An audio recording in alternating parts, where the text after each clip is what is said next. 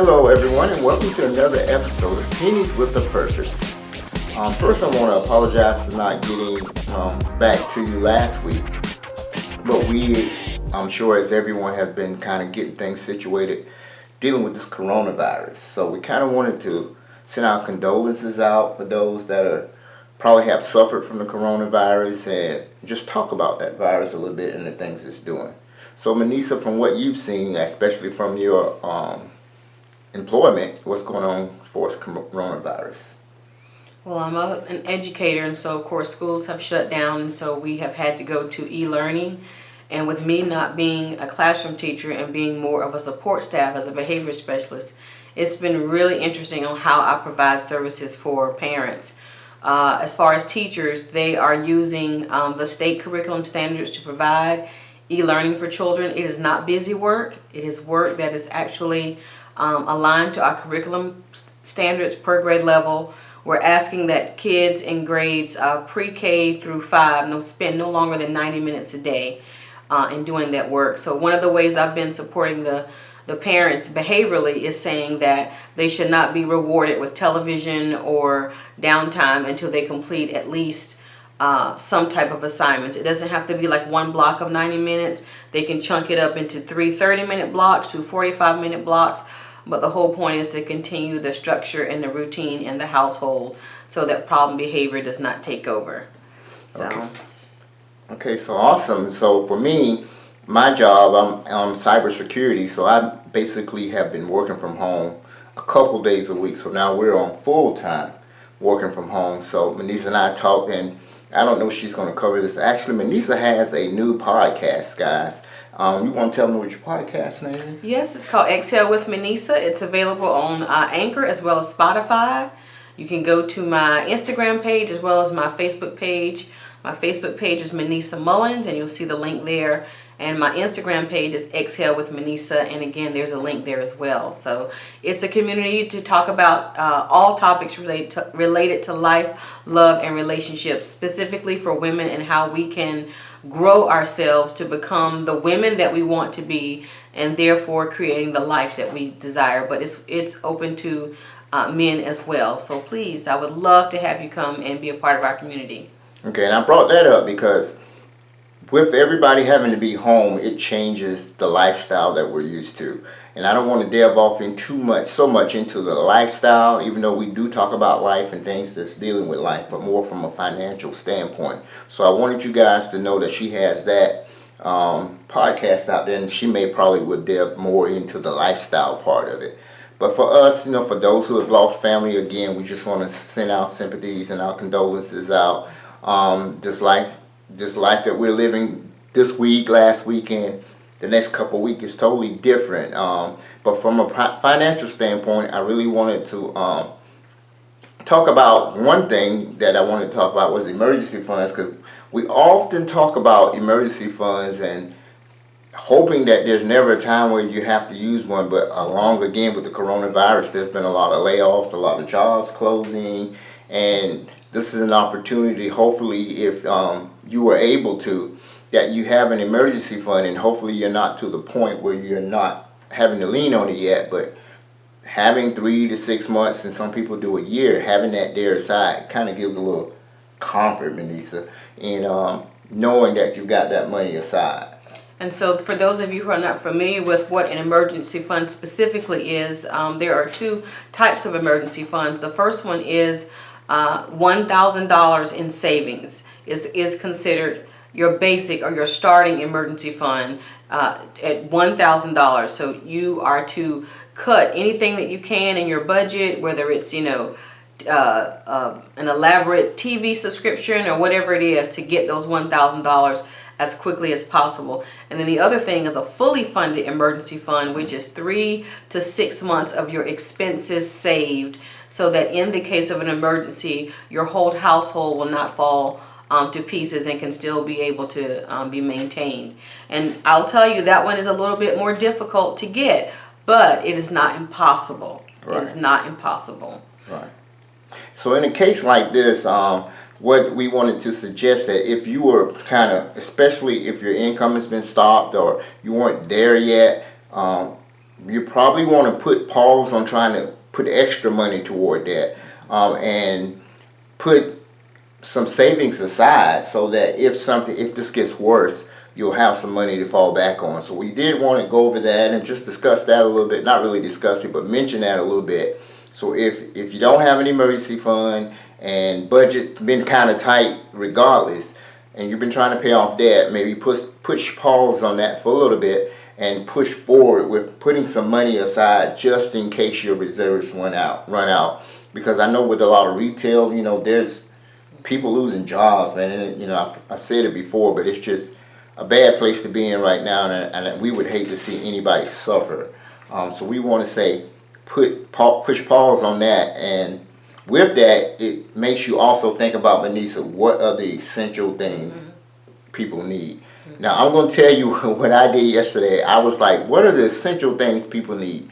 And, we follow Dave Ramsey, and he usually take care of the four walls, Manisa. So let's talk about this a little bit. I said, you definitely want to make sure your house is paid, your rent, your mortgage, or your house. I said utilities, and when I said utilities, I said electrical and water in some cases. And then the other thing I said was gas for your car insurance. And hopefully you don't have a car payment. If you do, your car payment. And I think, if I remember correctly, those were all the really true necessities that I had. I didn't even have phone in there. Or maybe I did have phone because of some type of communication. Is there anything that you could think of, maybe? Did you mention food? I did not mention. I had food on my list. That should be number one. Food and shelter. Yeah, so I had food on my list. So let's go. Food, rent, utilities, and transportation, and some form of communication. Yeah, some form of communication. You can get but of course you have to have internet for that. But you can get really cheap cell phone coverage, like, I don't know, probably $20-some a month. But in these times, guys, we just really want you to be careful and be diligent with your money and think about, do I really need Netflix at this time? If you're in a case where money is tight, you're not working, can I just survive with those those essential things, and what can I cut out? And I know it's difficult, especially, Manisa, parents with kids at home. Yeah, I really, I've just been reflecting so much during this time of my days of being a single parent, and just really just shaking my head at how difficult it would have been for me to move forward. I'm blessed to be in a field, in a career, as a salaried employee that, I'm still receiving a paycheck. But I could not imagine working somewhere and being laid off, or not even laid off, being fired because of the circumstance. And now I'm wondering, okay, what do I do now from day to day to take care of my children? So my heart truly goes out to single parents, especially, who are trying to decide, do I leave my kids at home because I have to go to work? I can't afford daycare. These are some really tough decisions that people are facing, that don't have a support system, that don't have friends and family who would be willing to keep those children, and are feeling judged because they have to make some tough decisions. And I'm just praying that they will be able to make those decisions that don't impact their children's safety and welfare, that they would not leave the children at home, but would either have a job that would work with them as far as daycare, or be able to have someone in their life that could take care of them, even if it's taking them to a family member who may live, miles and miles away, where they can stay there and remain there with them, especially if that particular family member is working remote and can take care of the kids while, the mother or the father, whoever it is, needs to work. Okay. Good advice, Manisa. One of the other things, Manisa, I want us to cover real quick, and it just came to mind, is finding the opportunity during this downtime. Some people have dreams, like your podcast. It was an opportunity for you to get your podcast going.